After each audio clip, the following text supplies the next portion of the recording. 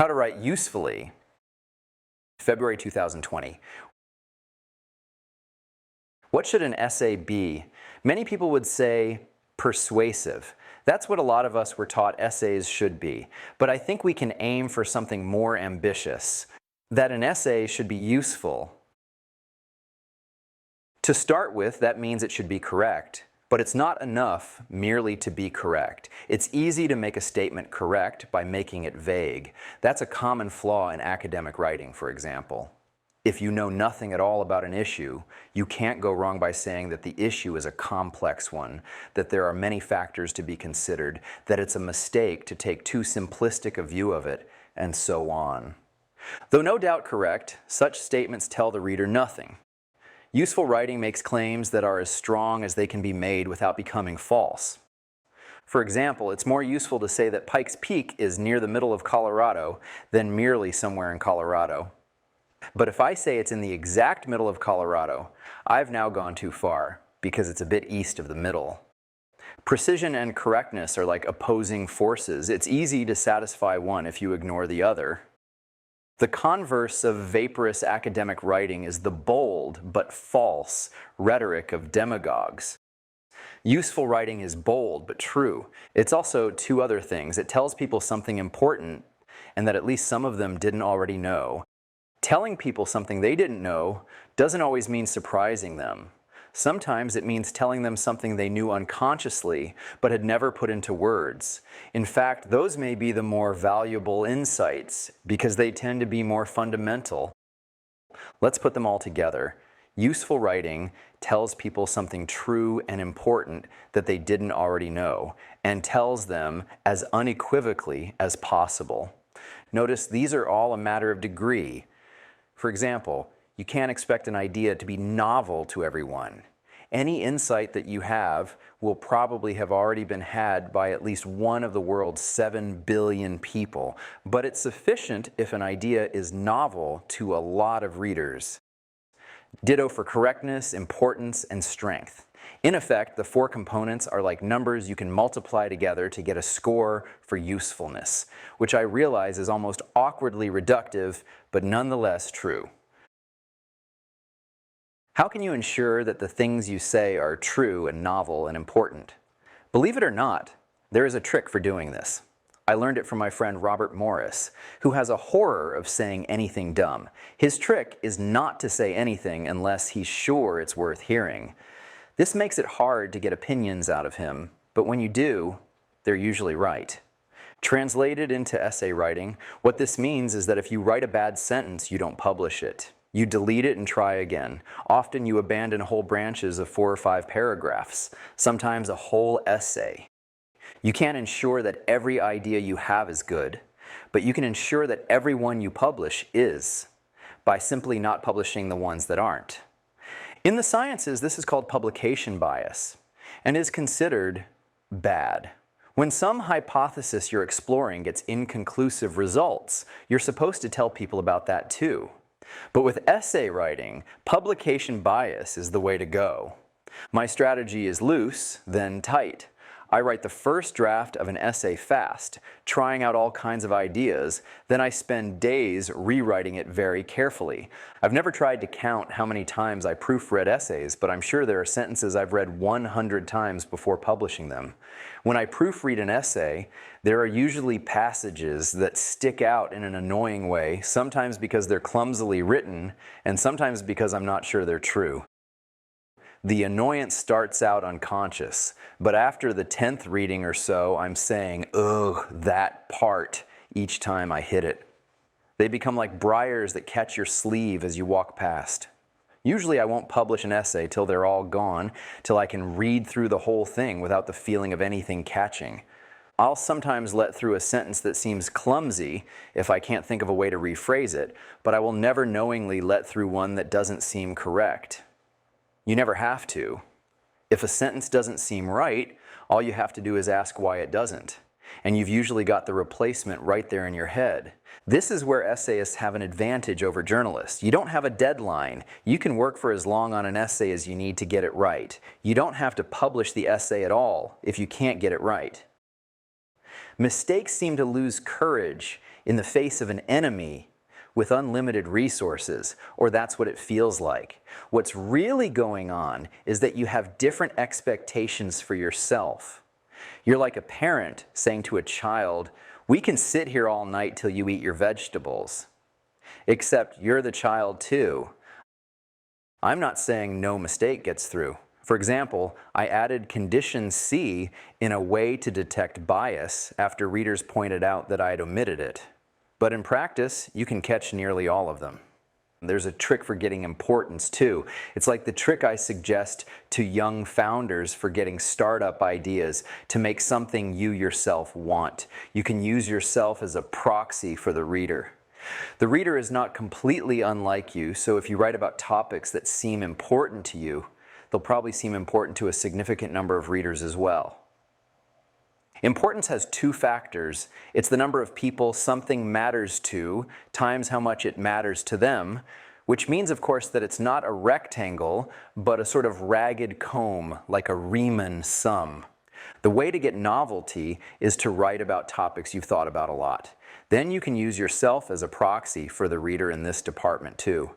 Anything you notice that surprises you, who've thought about the topic a lot, will probably also surprise a significant number of readers. And here, as with correctness and importance, you can use the Morris technique to ensure that you will. If you don't learn anything from writing an essay, don't publish it. You need humility to measure novelty, because acknowledging the novelty of an idea means acknowledging your previous ignorance of it. Confidence and humility are often seen as opposites, but in this case, as in many others, confidence helps you to be humble. If you know you're an expert on some topic, you can freely admit when you learned something you didn't know, because you can be confident that most other people wouldn't know it either. The fourth component of useful writing, strength, comes from two things: thinking well and the skillful use of qualification. These two counterbalance each other, like the accelerator and clutch in a car with a manual transmission. As you try to refine the expression of an idea, you adjust the qualification accordingly. Something you're sure of, you can state baldly with no qualification at all, as I did the four components of useful writing. Whereas points that seem dubious have to be held at arm's length with perhapses. As you refine an idea, you're pushing in the direction of less qualification, but you can rarely get it down to zero.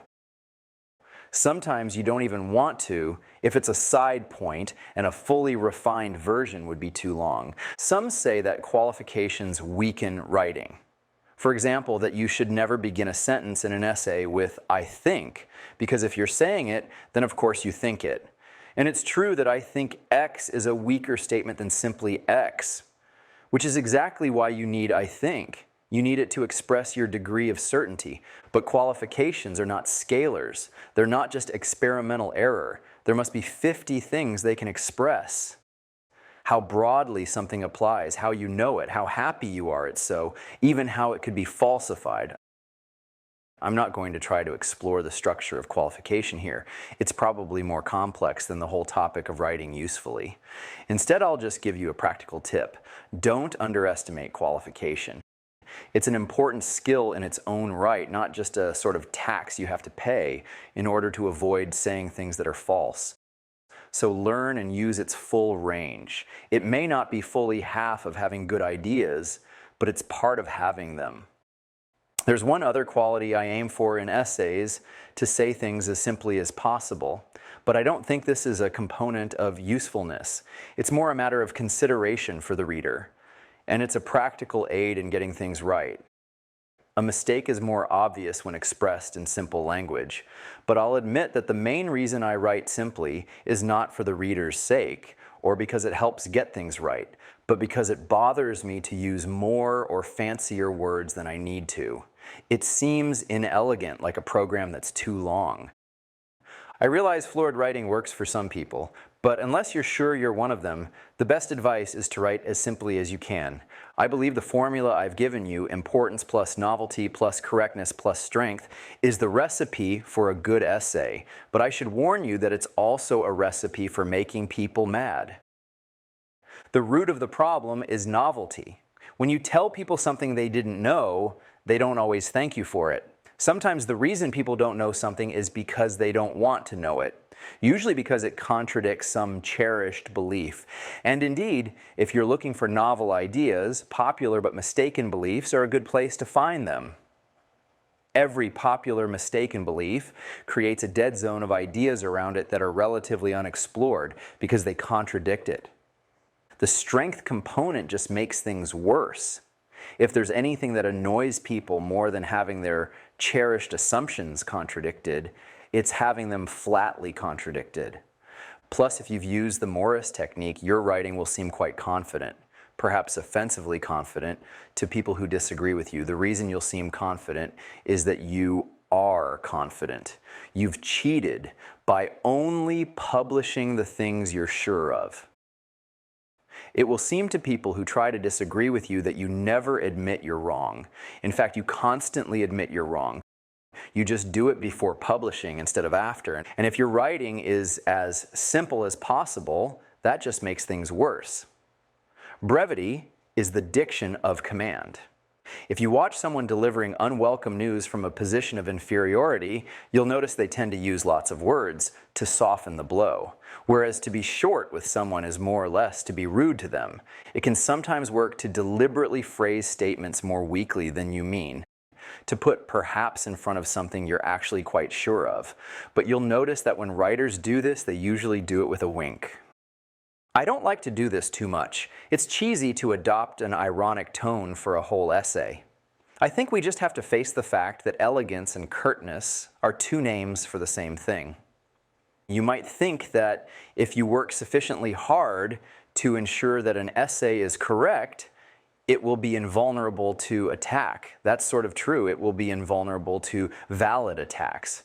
But in practice, that's little consolation. In fact, the strength component of useful writing will make you particularly vulnerable to misrepresentation. If you've stated an idea as strongly as you could without making it false, all anyone has to do is to exaggerate slightly what you said, and now it is false. Much of the time, they're not even doing it deliberately. One of the most surprising things you'll discover if you start writing essays is that people who disagree with you rarely disagree with what you've actually written. Instead, they make up something you said and disagree with that.